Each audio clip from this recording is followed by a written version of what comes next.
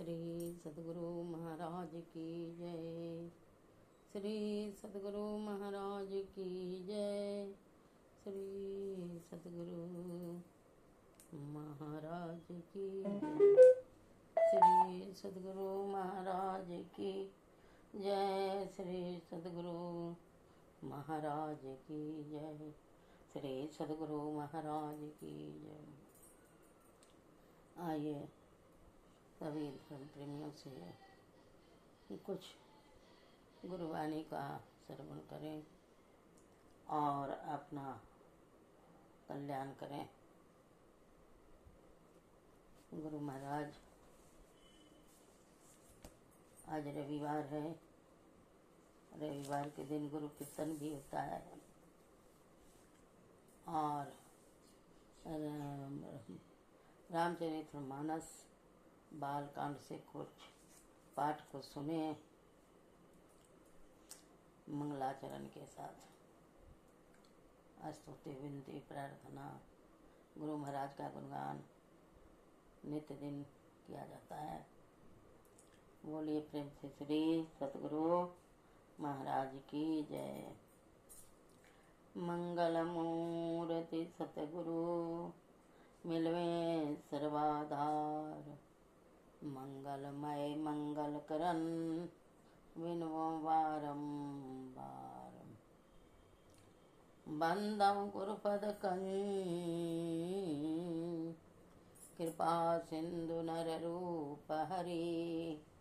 महामोहतम पुंज सुवचन रवि करन करा।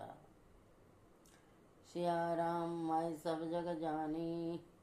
करऊं प्रणाम जोरी जुग पानी। तीन लौन खंड में गुरु तिबड़ा न कोय। करता करे न करी सके गुरु करे सो होय। करता करे न करी सके गुरु करे सो होय। श्री सद्गुरु महाराज की जय। 20वीं सदी के संत सद्गुरु के पावन चरणों में, अति पावन चरणों में मेरा कोटि कोटि दंडवत प्रणाम करते हैं। अपने अपने जगह पर विराजित सभी संत जन, विज्ञजन, विद्वत जन, सभी के पावन चरणों में कोटि कोटि प्रणाम। आइए सभी धर्मशिला माता एवं भक्तिमती बात तथा नन्हे मुन्ने बच्चे सभी को बहुत स्नेह भरा प्यार और बहुत आशीर्वाद। बोलिए प्रेम से श्री सद्गुरु महाराज की जय। श्री सद्गुरु महाराज की जय। श्री सद्गुरु महाराज की जय। रामचरितमानस का पाठ बालकांड से। यही विधि जग हरि आश्रित रही। अदपि असत्य देत दुख आई। जो सपने सिर काटे कोई। बिनु जागे न दुरि दुख होई। इसी तरह यह संसार भगवान के आश्रित रहता है। यद्यपि यह असत्य है तो भी दुख तो देता ही है। जिस तरह स्वप्न में कोई सिर काट ले तो बिना जागे हुआ दुख दूर नहीं होता। जहाँ सुकृपा यस भ्रम मिट जाई। गिरिजा सोई कृपालु रघुराई। आदि अंत को जा सुन पावा। मति अनुमान निगम अस गावा।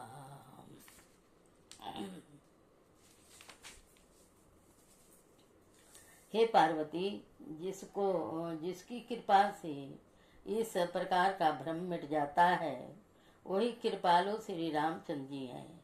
जिनका आदि और अंत किसी ने नहीं जान पाया। वेदों में अपनी बुद्धि से अनुमान करके इस प्रकार नीचे लिखे अनुसार गाया है। बिनु पद चलाई सुनई बिनु काना, अकर बिनु कर्म करही विधि नाना। आनन रहित सकल रस भोगी, बिनु वाणी श्रोता बड़ जोगी। बिनु वाणी वक्ता बड़ जोगी।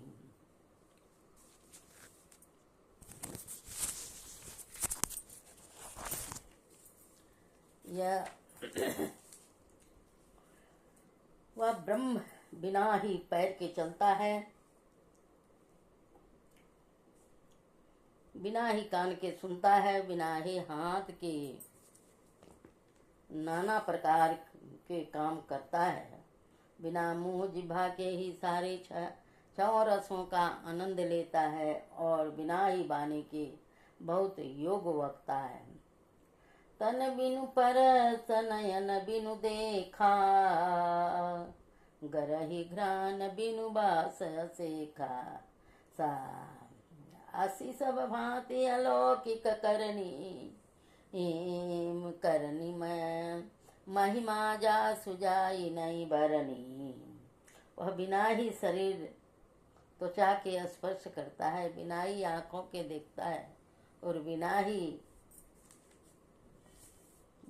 ही कान के शब्द गंधों का ग्रहण करता है, सुनता है। उस ब्रह्म की करनी सभी प्रकार से ऐसी अधिक अलौकिक है कि जिसकी महिमा कही नहीं जा सकती। दोहा जेहि मिगा वही वेद बुध, जाहि धरई मुनि ध्यान। सोई समर्थ सुत भगत हित, कौशलपति भगवान। श्री सद्गुरु महाराज की जय। जिसका वेद और पंडित इस प्रकार वर्णन करते हैं, और मुनि जिसका ध्यान धरते हैं, वही दशरथ नंदन भक्तों के इस हितकारी अयोध्या के स्वामी भगवान श्री रामचंद्र जी हैं। कौसी मरत जंतु अवलोकी, जासु नाम बल करऊं बीसो की। सोई प्रभु मोर चराचर स्वामी, रघुवर सब उर अंतर यामी। हे पार्वती, जिनके नाम के बल से काशी में मरते हुए प्राणी को मैं उसे राम मंत्र देकर शोक रहित कर देता हूँ, मुक्त कर देता हूँ। वहाँ मेरे प्रभु रघु श्रेष्ठ श्री रामचंद्र जी के जड़ चेतन के स्वामी और सबके हृदय के भीतर की जानने वाले हैं।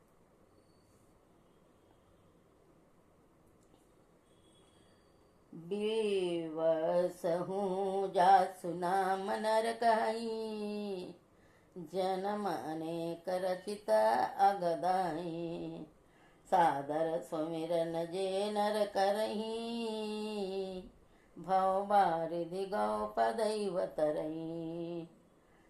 विवश होकर बिना इच्छा के भी जिनका नाम लेने से मनुष्यों के अनेक जन्मों के लिए वे पाप जल जाते हैं, फिर जो मनुष्य आदर पूर्वक उनका स्मरण करते हैं, वे संसार रूपी दुस्तर समुद्र को गाय के खूर के से बने हुए गड्ढे के समान अर्थात बिना किसी परिश्रम के पार कर जाते हैं।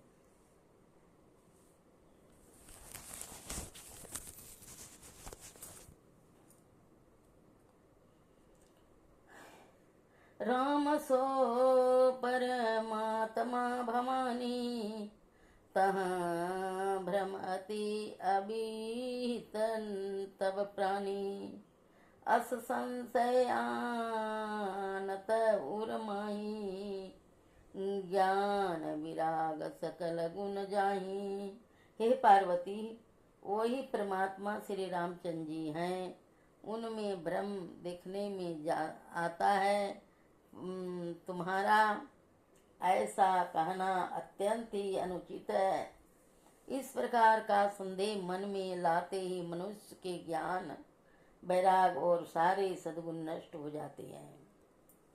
सुनि शिव के भ्रम भंजन बचना, मिटी गए सब कुतर्क के रचना। भई रघुपति पद प्रीति प्रतीति, दारुण असंभावना बीती। शिव जी के ब्रह्मनाशक वचनों को सुनकर पार्वती के सब कुतर्कों की रचना मिट गई। श्री रघुनाथ जी के चरणों में उनका प्रेम और विश्वास हो गया और कठिन असंभावना, जिसका होना संभव नहीं, ऐसी मिथ्या कल्पना जाती रही। पुनि पुनि प्रभु पद कमल, गही जोरी पंकरू पानी। बोली गिरिजा बचन बर, मनहु प्रेम रस सानी। श्री सद्गुरु महाराज की जय। बार बार स्वामी शिव जी के चरण कमलों को पकड़कर और अपने कमल के समान हाथों को जोड़कर पार्वती जी मानो प्रेम रस में सान कर सुंदर वचन बोली। शशि कर सम सुनी गिरा तुम्हारी, मिटा मोह सर दातप बारी। तुम कृपालु सबु संशयऊ, हरेऊ राम स्वरूप जानि मोहि परेऊ। आपकी वंदना की किरणों के समान शीतल वाणी सुनकर मेरा अज्ञान रूपी शरद ऋतु कवार की धूप का भारी तप मिट गया। हे कृपालो, आपने मेरा सब संदेह हर लिया। अब श्री रामचंद्र जी का यथार्थ स्वरूप मेरी समझ में आ गया। नाथ कृपाय गयऊ विषादा, सुखी भयऊ प्रभु चरण प्रसादा। अब मोहि आपन किंकरि जानी, यद्यपि सहज जड़ नारी अयानी। हे नाथ, आपकी कृपा से अब मेरा विवाद जाता रहा और आपके चरणों के अनुग्रह में मैं सुखी हो गई।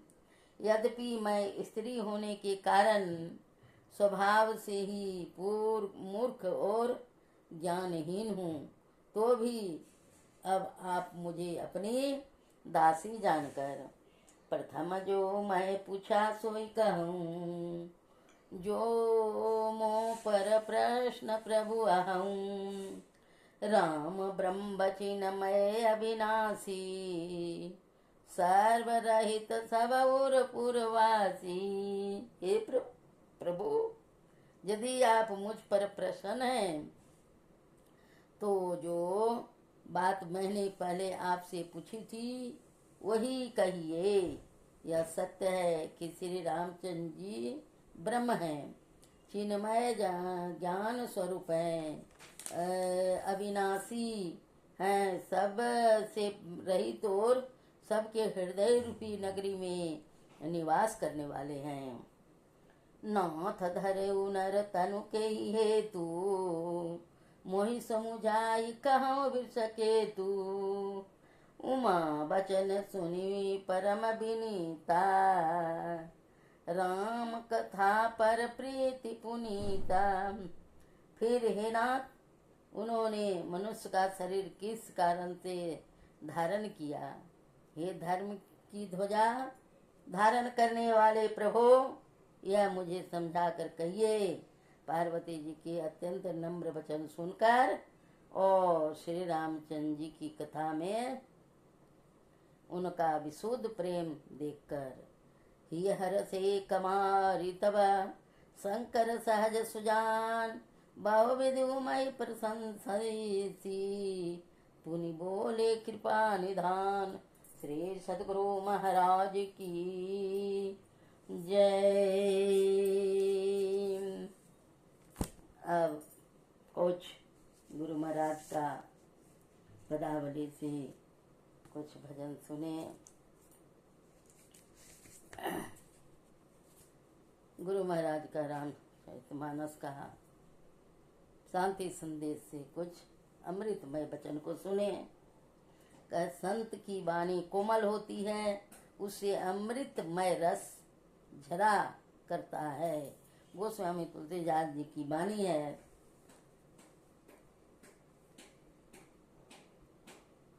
रामचरितमानस में है कि श्री राम राज करते थे, उनकी सारी प्रजा सुखी थी, उनका राज बहुत अच्छा था। उन्होंने देखा कि केवल ऐहिक सुख ही हो, परलोक सुख नहीं हो तो प्रजा को अवश्य दुख होगा। इसीलिए उन्होंने एक सभा की ओर उपदेश दिया। यद्यपि उनके गुरु भी उस सभा में थे, जो बड़े ज्ञानी थे। उस सभा में और बड़े बड़े ज्ञानी विद्वान भी थे। उन लोगों से नहीं कुछ कहलाकर स्वयं कहा। ऐसा क्यों? इसमें बात है कि कोई विद्वान और कोई महात्मा है तो उनको उपदेश देने का बल है, और राजा उपदेश देता है तो उसको उपदेश देने का भी बल है और शासन का भी बल है। इसीलिए उन्होंने अपने से अपनी प्रजा को उपदेश दिया। श्री राम जी ने जो पहली बार कही वह यह कि बड़े भाग मानुष तन पावा, बड़े भाग मानुष तनु पावा, सुर दुर्लभ सब ग्रंथ ही गावा। मनुष्य शरीर पाने वाले सभी बड़े भाग्यवान हैं, चाहे वे कोई भी कहीं के हो। एक नीच कुल का लोग अगर मोक्ष का बल करके उसको पाता है तो उसका सुख कैसा उसको मिलता है।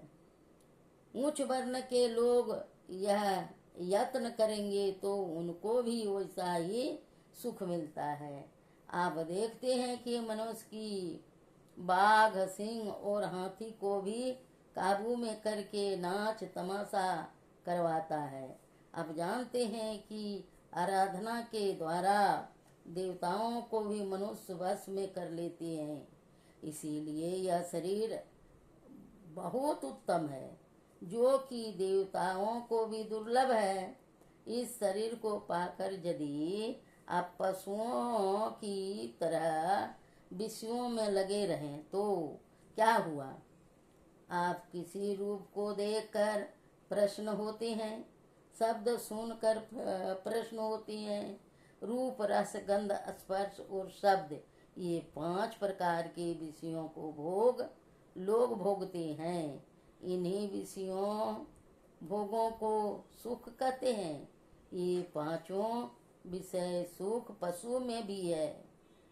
सांप विषैला जंतु है, शब्द से उसको ऐसा प्रेम है कि शब्द सुनकर मस्त हो जाता है, और नाच दिखाता है।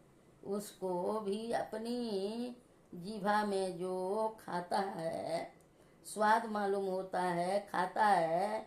मनुष्य भी 5 विषयों में लगा रहा तो क्या विशेष हुआ? मनुष्य को सोचने विचारने की शक्ति है।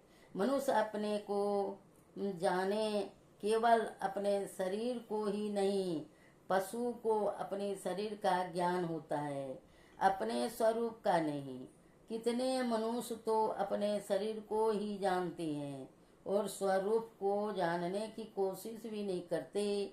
शरीर नाशवान है और जीवात्मा अनाशवान है। आज जो आपके देश में बहुत आवश्यक काम है वह है, जैसा कि कभी अभी ग्रामाफोन के रिकॉर्ड में सुना, देश कुर्बानी मांगता है। अपने को न्यौछावर करने कहता है। यह देश दूसरे देश पर चढ़ाई नहीं करता। हाँ, जो देश पर चढ़ाई करता है उसको इस देश के लोग मार भगाते हैं। जो डरपोक है वह लड़ नहीं सकता। मूल चीज है कि आकर चारी लक्ष्य 84 योनि भ्रमत यह जीव अविनाशी। जीव अविनाशी है, उसका विनाश नहीं होता। महाभारत का युद्ध आरंभ होने वाला था। श्री कृष्ण से अर्जुन ने कहा कि हमको दोनों सेनाओं को बीच में ले चलिए। श्री कृष्ण दोनों सेनाओं के बीच में रथ को ले गए। युद्ध के मैदान में दोनों सेनाओं में अपने स्वजन परिवार को देखकर अर्जुन को मोह हुआ। लड़ना अच्छा नहीं है, अर्जुन ने कहा। श्री कृष्ण ने कहा अर्जुन ने कहा श्री कृष्ण ने कहा, तुम बुद्धिमान आर्य की भाषा नहीं बोलते। अभी युद्ध करने का समय है। यदि तुम युद्ध नहीं करोगे तो लोक में हंसी होगी और परलोक में भी दुखी होगे। शरीर को कोई मार सकता है, पर शरीर के अंदर में जो आत्मा है वह पानी में सड़ती नहीं है, अग्नि में जलती नहीं है, हवा से सूखती नहीं है, शस्त्र अस्त्र से उसका भेदन नहीं होता।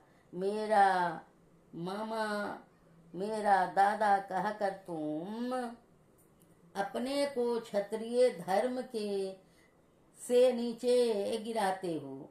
शरीर मरेगा, शरीर में रहने वाला नहीं मारा जाएगा। मेरे और तेरे बहुत जन्म हो चुके हैं। जैसे पुराना कपड़ा फटने पर नया कपड़ा पहनते हैं, इसी तरह चेतन आत्मा पर नया नया शरीर चढ़ता है। इस तरह उन्होंने आत्मज्ञान की शिक्षा देकर अर्जुन को मजबूत बनाया और कहा कि तुम युद्ध भी करो और परलोक चिंतन भी मत छोड़ो। इस तरह हमारे देश के लोगों को आज भी जरूरत है। आत्मज्ञान बलवान बनाता है और शरीर ज्ञान कमजोर को बनाता है, और शरीर ज्ञान कमजोर को बनाता है। श्री सतगुरु महाराज की जय। जिसने संत पुरुषों की शरण ग्रहण कर ली उसकी कर्म जड़ता निवृत्त हो जा